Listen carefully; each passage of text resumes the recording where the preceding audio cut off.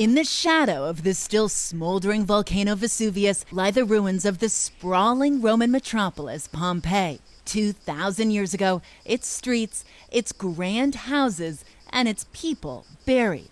Allowed in before the crowds, NBC News is the first U.S. crew to see the latest discoveries of the most important dig in the last 100 years. It centers around this massive villa, Casa del Tiasso. Director General Dr. Gabriel Zuchtriegel takes us inside. And this is it. And we are now Unveiled just 2 weeks ago, a ruby red banquet hall, spectacular frescoes on 3 walls with near life-sized figures. And the focus, this woman, a mortal awaiting initiation into the mysterious cults of Dionysus, the Greek god of wine and ecstasy. But for the guests, the experience wasn't just about fine dining. you had theater, dancers. It was all connected.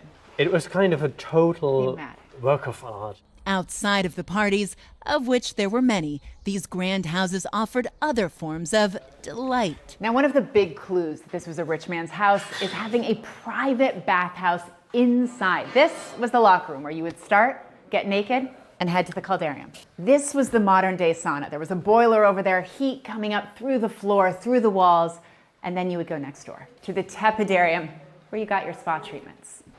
And finally, you'd finish in the frigidarium and a cold plunge into that pool. Oh, this room would have been fantastic. Where business got done. Exactly. Romans didn't have offices, so this was part of their office. But even if you were super rich in 79 AD, as imagined in the movie Pompeii, Vesuvius didn't discriminate. If you're left in the city at that point, you're never going to leave. So anyone who stayed died. Yes. Archaeologist Dr. Sophie Hay leads us down into this tiny room.